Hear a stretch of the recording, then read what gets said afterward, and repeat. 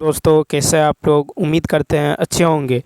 दोस्तों इस वीडियो में एसएससी एमटीएस सामान्य अध्ययन प्रीवियस ईयर पेपर सॉल्यूशन देखने वाले हैं, तो आप लोग लास्ट तक ज़रूर बने रहिएगा। तो देखिए यह पेपर जो है, यह पेपर 1/2023 को पूछा गया था। 1/9/2023 को प्रथम पाली में पूछा गया था, तो आप लोग लास्ट तक ज़रूर बने रहिएगा। देखिए शुरू करने से पहले यदि आप नए हैं तो चैनल को सब्सक्राइब कर लीजिए, बेल आइकन को प्रेस कर दीजिए और एक बार वीडियो को शेयर कर दीजिए। इसके अलावा यदि आप मैथ, रीजनिंग और जीके, मैथ, रीजनिंग और इंग्लिश का प्रीवियस ईयर पेपर सॉल्यूशन देखना चाहते हैं तो आप प्लेलिस्ट के जरिए देख सकते हैं। तो चलिए शुरू करते हैं क्वेश्चन नंबर फर्स्ट से। भीतर गांव का ईंटों वाला मंदिर किस राज्य में स्थित है? तो देखिए भीतर गांव का ईंट का बना विष्णु का मंदिर उत्तर प्रदेश के कानपुर में स्थित है। तो इसका बी ऑप्शन क्या होगा? राइट होगा। यह मंदिर गुप्त काल में बना है। गुप्त वंश के शासक विष्णु, शिव और हिंदू देवताओं के उपासक थे। गुप्त काल में बने मंदिर है। देवगढ़ झांसी उत्तर प्रदेश का है। दशावतार मंदिर, ठीक है, तिगवा जबलपुर मध्य प्रदेश का विष्णु मंदिर है। और भूमरास जो है सतना मध्य प्रदेश का शिव मंदिर है। उसके बाद नचना कुठार ये पन्ना मध्य प्रदेश का जो है पार्वती मंदिर आदि है। वास्तुकला की दृष्टि से गुप्त काल जो है पिछड़ा गुप्तकालीन मंदिर ईंटों और पत्थरों से बने थे। गुप्त काल में मूर्ति पूजा भी हिंदू धर्म के सामान्य विशेषता बन गई। नेक्स्ट क्वेश्चन देखिए, डेबिट और क्रेडिट कार्ड में क्या अंतर है? तो देखिए डेबिट कार्ड से सीधे बैंक खाते से पैसे निकाले जा सकते हैं, जबकि क्रेडिट कार्ड से एक निश्चित सीमा तक ऋण लिया जा सकता है। ठीक है, तो डेबिट कार्ड से सीधे बैंक से ठीक है, डेबिट कार्ड से सीधे बैंक खाते से पैसे निकाले जाते हैं, जबकि क्रेडिट कार्ड से एक निश्चित सीमा तक ऋण लिया जा सकता है। नेक्स्ट कहता पूर्व पश्चिम गलियारा से स्वर्णिम चतुर्भुज महाराजमार्ग एक हिस्सा है। भारत के निम्नलिखित किन दो शहरों को जोड़ता है? तो देखिए यहाँ पे जो है पूर्व पश्चिम गलियारा जो स्वर्णिम चतुर्भुज महाराजमार्ग का एक हिस्सा है, भारत के पूर्व में सिलचर असम तथा पश्चिम में पोरबंदर गुजरात से जोड़ता है।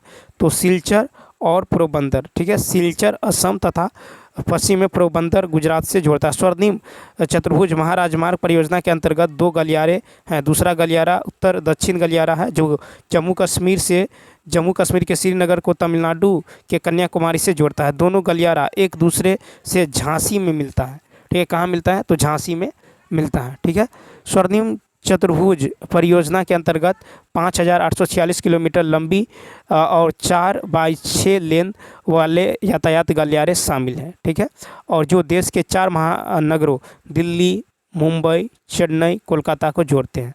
ठीक, उसके बाद देखिए यह राजमार्ग परियोजना राष्ट्रीय राजमार्ग प्राधिकरण के अधिकार क्षेत्र में है। नेक्स्ट, निम्नलिखित में से किस आंदोलन की शुरुआत बंगाल में हुई थी? तो देखिए रामकृष्ण मिशन आंदोलन की शुरुआत बंगाल में हुई थी। रामकृष्ण मिशन, रामकृष्ण परमहंस कलकत्ता के निकट दक्षिणेश्वर स्थित काली मंदिर के पुजारी थे। इनके अनुसार मनुष्य की सेवा ईश्वर की सेवा है, क्योंकि मनुष्य ईश्वर का ही मूर्तिमान रूप है। ठीक, विवेकानंद ने मानवतावादी राहत कार्य तथा समाज सेवा के लिए 1896 में रामकृष्ण मिशन की स्थापना की। आर्य समाज की स्थापना स्वामी दयानंद सरस्वती ने 1875 में बम्बई में की। प्रार्थना समाज की स्थापना बम्बई में 1867 में आत्माराम पांडु ने की थी। ज्योतिबा फुले ने महाराष्ट्र में सत्यशोधक आंदोलन प्रारंभ किया। उन्होंने 1873 में सत्यशोधक समाज की स्थापना की है। और स्वामीनाथ विवेकानंद ने अपने गुरु रामकृष्ण की शिक्षाओं को सरल भाषा में तथा जो आधुनिक विचारधारा से जोड़कर संपूर्ण विश्व में प्रसारित किया है। नेक्स्ट 5 देखिए, फिर है संविधान जो है अनुसूचित जनजाति आदेश दूसरा संशोधन विधेयक 2022 ने नारी कोरवन और कुरीविकरण समुदाय को किस राज्य की अनुसूचित जनजातियों की सूची में शामिल किया है? 5 का देखिए, तो वर्ष 2022 में संसद के शीतकालीन अधिवेशन में 3 संविधान जो है अनुसूचित जनजाति आदेश संशोधन विधेयक पारित किए हैं। ठीक है, तमिलनाडु राज्य से संबंधित संविधान जो है अनुसूचित जनजाति आदेश विधेयक 2022 ने नारी कोरवन और कुरीविकरण समुदाय को राज्यों की अनुसूचित जनजातियों की सूची में शामिल किए हैं। Tamil Nadu, B option. फिर नेक्स्ट है कि निम्नलिखित में से संगीतकारों के किस समूह को भारत रत्न से सम्मानित किया गया है मई 2023 तक में? तो देखिए मई 2023 तक की स्थिति के अनुसार पंडित रविशंकर और पंडित भीमसेन जोशी को जो है भारत रत्न से सम्मानित किया गया है।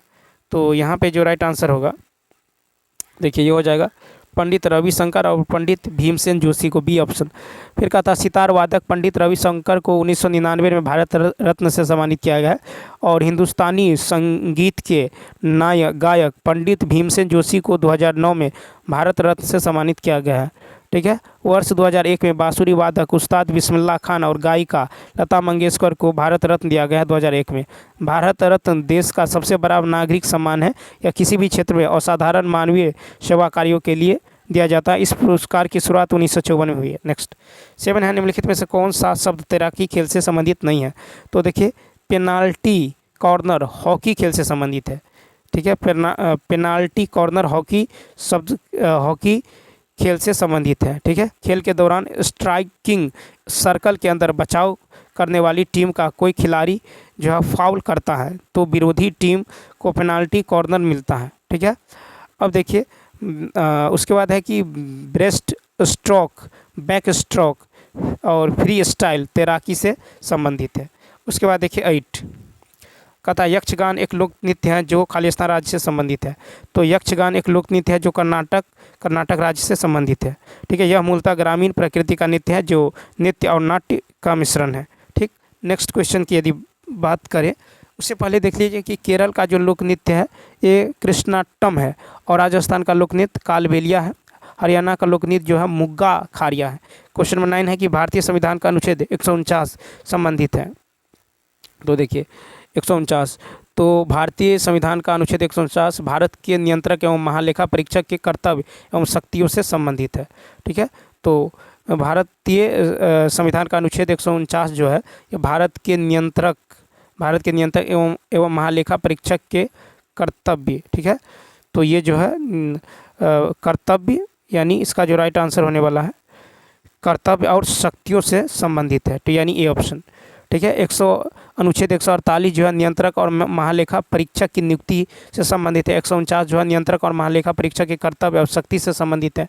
150 जो है संघ और राज्यों के लेखाओं का प्रारूप है और 151 जो ऑडिट रिपोर्ट से संबंधित है। नेक्स्ट क्वेश्चन देखिए क्वेश्चन नंबर 10 निम्नलिखित में से किस राज्य में फीफा अंडर 17 महिला विश्व कप 2022 के मैच आयोजित नहीं किए गए थे? तो फीफा अंडर 17 महिला विश्व कप 2022 भारत के 3 राज्यों भुवनेश्वर ओडिशा भुवनेश्वर, गोवा मरगांव तथा महाराष्ट्र नवी मुंबई में आयोजित किया गया था। तो गोवा में किया गया था, ओडिशा में किया गया था और महाराष्ट्र देखिए उसके बाद है मुंबई में किया गया था लेकिन गुजरात में नहीं किया गया था। ठीक। और इस टूर्नामेंट का विजेता स्पेन थे। नेक्स्ट कहता नील नदी का पानी किसमें गिरता है? तो अफ्रीका की नील नदी विक्टोरिया झील से निकलती है। यह विषुवत रेखा के निकट भारी वर्षा वाले क्षेत्र से निकलकर उत्तर की ओर बहती है तथा अंत में भूमध्य सागर में जो है मिलती हैं। ठीक है। तो आसवन बांध और नासिर झील नील नदी पर है। नील नदी संसार की सबसे लंबी नदी है। इसकी लंबाई 6690 किलोमीटर है। अफ्रीका की तांगानिका झील मीठे पानी की झील है। तो देखिए अफ्रीका की नील नदी विक्टोरिया झील से निकलती हैं। ठीक है। विक्टोरिया झील से निकलती हैं। यह विषुवत रेखा के निकट भारी वर्षा वाले क्षेत्र में निकलकर उत्तर की ओर बहती हैं, अंत में भूमध्य सागर में गिरती हैं। भूमध्य सागर यानी सी ऑप्शन। फिर है कि सिख साहित्य के अनुसार गुरु नानक देव की जयंती भारतीय चंद्रमाह के खालिस्तान की पूर्णिमा के दिन मनाई जाती है। तो देखिए ये जो कार्तिक पूर्णिमा के दिन मनाई जाती है। तो सिख साहित्य के अनुसार गुरु नानक देव की जयंती भारतीय चंद्रमाह के कार्तिक की पूर्णिमा के दिन मनाई जाती है। गुरु नानक देव की जयंती गुरु पर्व के रूप में मनाया जाता है। ठीक है। सिख परंपरा के अनुसार सिख धर्म के संस्थापक और उसके प्रथम गुरु नानक देव जी थे। उनका जन्म 1469 ईस्वी में तलवंडी वर्तमान में जो है नानकाना पाकिस्तान में हुआ था। ठीक है। उसके बाद देखिए क्वेश्चन नंबर 13 कहता निम्नलिखित में से किस संस्थान की स्थापना एमजी रानाडे और जीवी जोशी द्वारा की गई? तो देखिए 13 का जो होगा एमजी रानाडे और जीवी जोशी ये जो है पूना सार्वजनिक। ठीक है। पूना सार्वजनिक सभा की स्थापना और विनायक दामोदर सावरकर ने अभिनव भारत संगठन की स्थापना की। फिरोज शाह मेहता केटी और एसोसिएशन तेलंग बदरुद्दीन तैयब जी दी बॉम्बे प्रेसिडेंसी संगठन की स्थापना एवं होम द्वारा भारतीय राष्ट्रीय कांग्रेस की स्थापना किया गया। तो पूना सार्वजनिक सभा की स्थापना 1870 में हुई। इसका उद्देश्य सरकार और जनता के बीच एक सेतु के रूप में कार्य करना। नेक्स्ट, फिर है कि पृथ्वी की परपटी और मौजूद 7वीं सबसे प्रचुर मात्रा में पाई जाने वाली धातु का नाम क्या है, जिसका नाम मध्ययुगीन लैटिन शब्द केलियम से लिया गया है। तो पोटेशियम धातु का लैटिन नाम कैल्शियम है। ठीक है, पोटेशियम धातु का नाम केलियम है, पोटेशियम धातु का नाम क्या है, केलियम है। ठीक है, इसका जो रासायनिक सूत्र के से यानी कैपिटल के यानी केलियम के पहले वर्ण से लिया गया है। पोटेशियम की परमाणु संख्या 20। ठीक है, यह के प्लस धनायन का निर्माण करता है। इसकी संयोजकता 1 होती है। यह आयनिक बंध बनाता है। 50 नंबर देखिए, 1873 में ब्लैक रिएक्शन तकनीक से रंगे तंत्रिका उत्तक की पहली तस्वीर किसने प्रकाशित की, जो संपूर्ण तंत्रिका कोशिका का वर्णन किया था। तो इटालियन बायोलॉजिस्ट जो है कैमिलो गोल्गी 1873 में ब्लैक जो है रिएल्सन तकनीक से रंगे तंत्रिका उत्तक की पहली तस्वीर प्रकाशित की थी। तो कैमिलो जो है गोल्गी। ठीक, नेक्स्ट क्वेश्चन देखिए, 16 की यदि बात करें, 16 अक्टूबर 2022 में विराट कोहली T20 क्रिकेट इतिहास में कितने रन पूरे करने वाले भारतीय बने थे। तो 2022 में तो देखिए 11,000 रन, यानी डी ऑप्शन। तो 2 अक्टूबर 2022 को विराट कोहली ने T20 क्रिकेट इतिहास में 11,000 रन पूरे करने वाले पहले भारतीय बने थे। विराट कोहली ने यह रिकॉर्ड दक्षिण अफ्रीका के विरुद्ध मैच में बनाया था। वे T20 क्रिकेट मैच में 11,000 रन जो है पूरा करने वाले चौथे बल्लेबाज बने हैं। नेक्स्ट क्वेश्चन देखिए 17, फिर है कि किस नदी को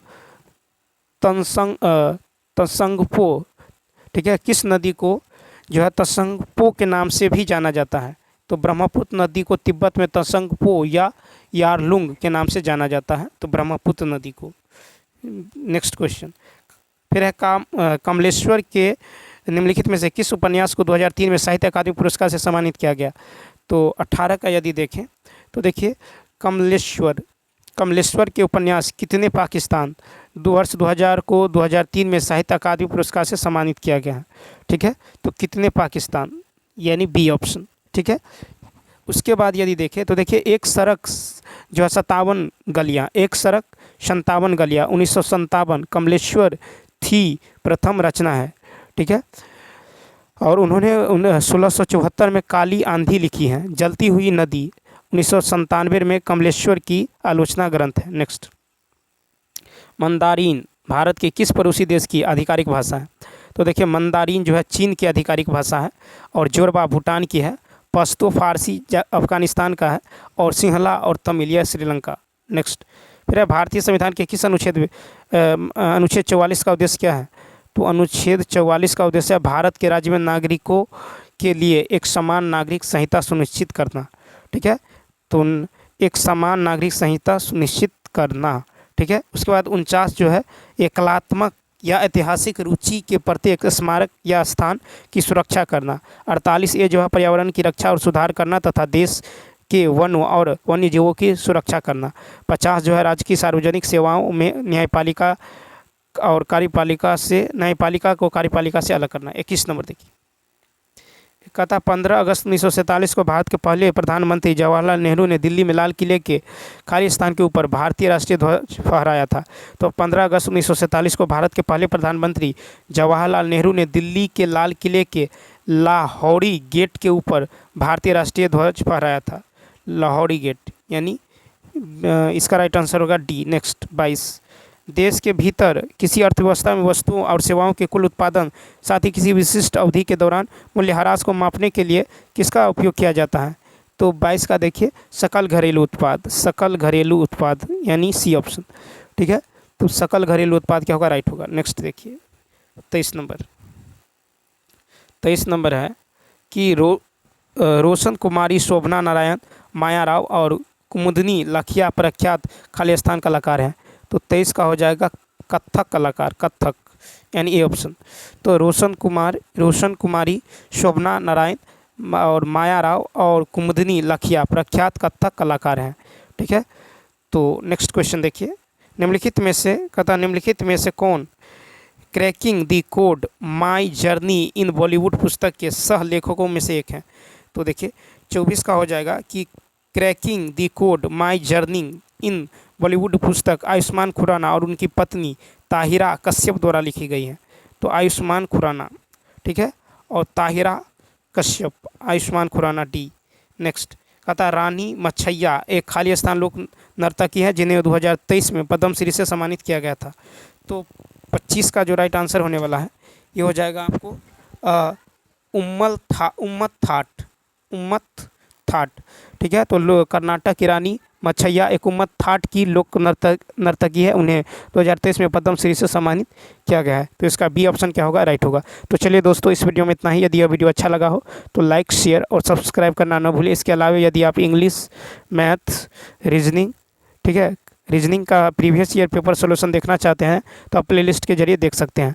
तो कमेंट करके बताइए यह वीडियो आपको कैसा लगा, ठीक है। मिलते हैं नेक्स्ट वीडियो में। Thanks for watching.